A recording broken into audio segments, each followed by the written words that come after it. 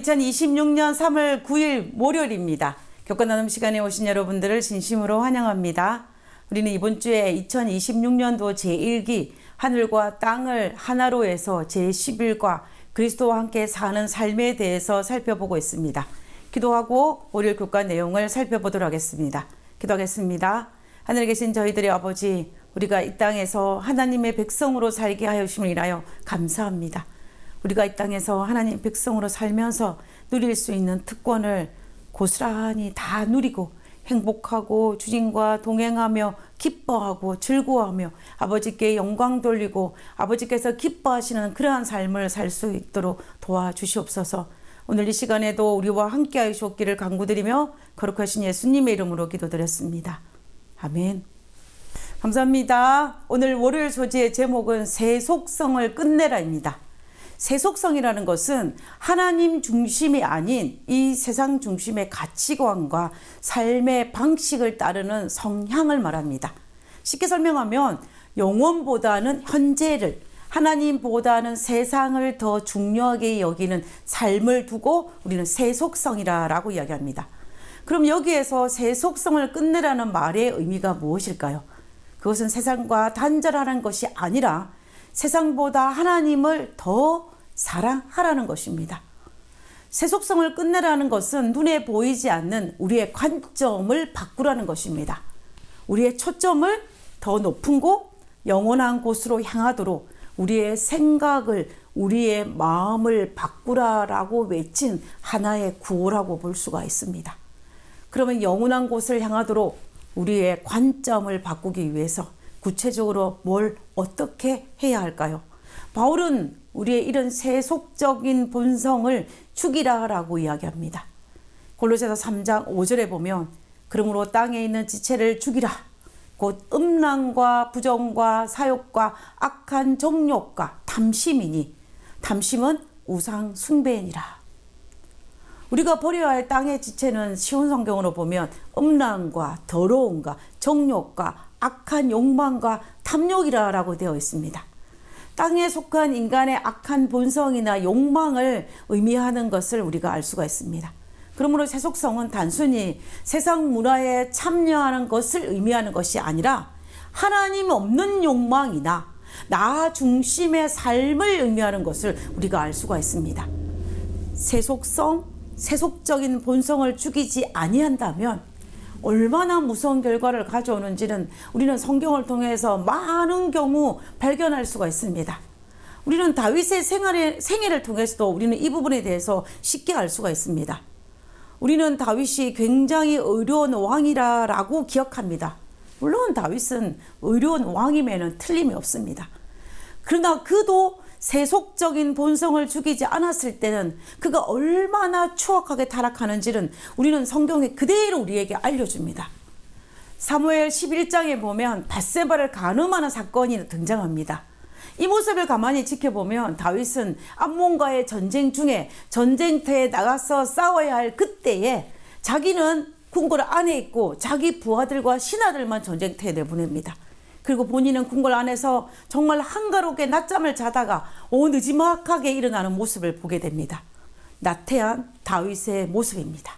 그리고 지붕 위를 걷다가 모욕하는 밧세바를 보게 되지 않습니까? 본 것으로 끝나야 하는데 누구인지 너무 궁금한 것입니다. 그래서 누구인지 알아봤습니다. 그리고 그가 나의 충직한 신하 우리아의 아내임을 알았지만 그녀를 불러옵니다. 음란이라는 세속성을 끌어내지 않는 다윗의 모습입니다. 그리고 그와 동침하고 아이를 임신시킵니다. 음란과 더러움과 정욕의 세속성을 끌어내지 않은 모습입니다. 그리고 자신의 치부를 가리기 위해서 온갖 개를 다 동원하여서 우리아를 부르고 임신한 아이가 다윗의 아이가 아닌 우리아의 아이로 바꾸기 위해서 자기가 할 수 있는 모든 노력을 다하는 모습을 보게 됩니다. 그러나 이도저도 되지 않자 다윗은 결국 어떤 것을 선택합니까? 자신의 치부를 가리기 위해서, 그 자기의 명예를 지키기 위해서 우리아를 살해하는 다윗의 모습을 볼 수가 있습니다. 탐욕의 세속성을 끌어내지 못한 다윗의 모습입니다. 우리는 사무엘 11장 이전의 다윗의 모습을 기억을 한다면 결코 상상도 하지 못하는 다윗의 모습입니다. 새 속성을 끝내지 못한 결과라고 볼 수 있습니다. 어쩌면 우리는 다윗보다 더 연약한 본성을 지녔을지도 모르겠습니다. 우린 다윗보다 연약한 믿음을 소유한 사람일지도 모르겠습니다.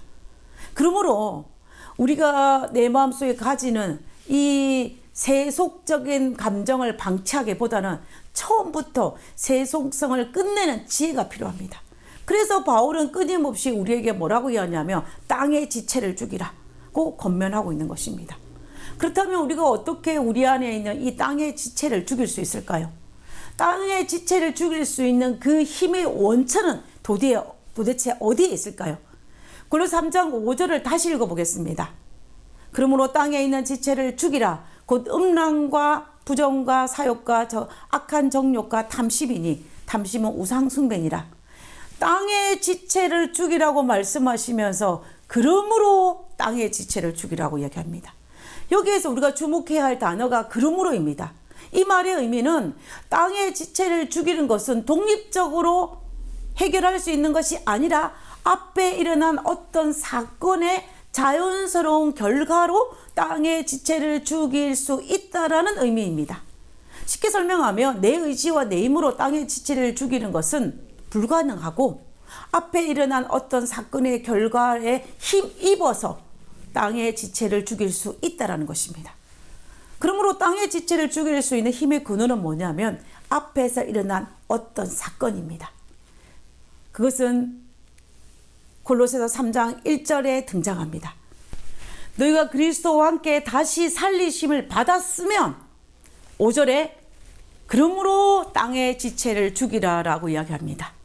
전제 조건으로 그리스도와 함께 부활하심으로 새 생명을 얻어서 내 안에 새로운 영적인 생명과 능력을 가지게 되면 결과적으로 내 힘이나 내 의지가 아닌 하나님의 능력으로 땅의 지체를 죽일 수 있다라고 말하는 것입니다.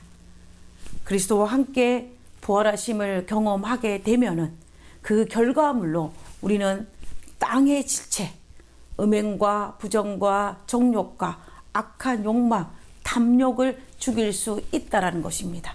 세속성을 끊을 수 있다라는 것입니다. 그런데 반대로 만약 우리가 그리스도와 함께 부활하심을 거부한다며 땅의 지체를 죽이지 않으면 우리가 어떻게 될까요? 골로새 3장 6절에 있는 말씀을 빌린다며 땅의 지체를 죽이지 않는 그 결과를 이렇게 설명하고 있습니다. 이것으로 말미암아 하나님의 진노가 임하느니라. 여기에 기록된 하나님의 진노라는 헬라 표현이 다른 성경체에도 똑같이 등장합니다. 그것은 바로 로마서 1장 18절입니다. 로마서 1장 18절에 하나님의 진노가 불의로 진리를 막는 사람들의 모든 경건치 않음과 불의에 대하여 하늘로 쫓아 나타나나니 하나님의 진노가 나타난다고 얘기합니다. 로마서 1장에서 우리가 살펴보면은 하나님의 진노가 나타나는 것을 단계별로 설명하고 있는 것을 볼 수가 있습니다. 첫 번째는 하나님을 창조주로 인정하지 않는 것입니다. 그리고 두 번째로 욕망을 따라 살도록 내버려 두사입니다. 로마서 1장에서만 해도 내버려 두사라는 이 단어가 4번이나 등장하는 것을 볼 수 있습니다. 하나님을 창조주로 하나님을 거절하기 때문에 내 안에 하나님의 임재를 거부했기 때문에 하나님이 내 안에 역사하지 못하는 것입니다. 이것은 창조주를 거부한 결과입니다. 그러자 그 결과로 로마서에서는 도덕이 무너졌다라고 설명하고 있습니다. 로마서 1장 26절에서 27절에 있는 말씀을 보면 여자들은 순리대로 쓸 것을 바꾸어 영리로 쓰며 또 남자들은 남자와 더불어 부끄러운 일을 행하였다라고 하였습니다. 이것이 바로 하나님의 진노의 모습입니다.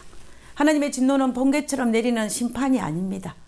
만약 우리가 하나님을 창조주로 거부하여 우리의 정욕대로 살도록 내어버려 둔다라면 우리는 진노의 자녀가 되는 것입니다.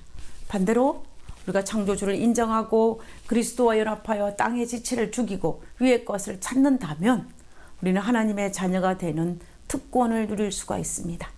처음에는 작은 차이로 출발하였지만 그러나 그 결과는 완전히 다른 것을 볼 수가 있습니다.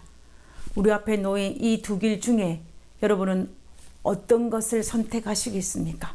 여러분은 지금 어떤 길 위에 서 계십니까? 우리가 이 단계를 안다면은 새 속성을 끝내는 것이 조금은 쉬워질지 모르겠습니다. 우리는 하늘과 연합하여 우리의 몸은 비록 땅에 있지만 우리의 마음은 하늘에 거하는 자처럼 살 수 있을 것입니다. 그러므로 우리의 시선은 이 땅이 아닌 하늘에 머물러야 합니다. 하나님을 더 사랑함으로 새 속성과 이별하는 우리 모두가 되시기를 간절히 바라면서 오늘 월요일 국가 내용을 마치도록 하겠습니다. 기도하고 마치겠습니다. 기도와 하나님 말씀으로 시작하려고 노력하지만 어느새 나타나는 땅의 속성들과 씨름하고 투쟁하는 우리를 불쌍히 보옵소서.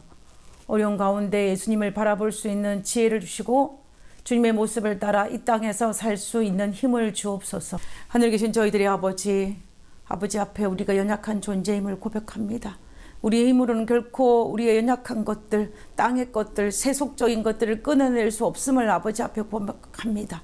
아버지, 우리를 불쌍히 여기시고 우리가 하늘의 것을 바라봄을 통하여서 날마다 예수님과 함께 부활을 경험함을 통하여서 그 모든 땅의 것들과 이별할 수 있는 저희들 될 수 있도록 주여 도와주시옵소서. 오늘 하루도 아버지를 붙들고 아버지만 바라보고 나가겠습니다.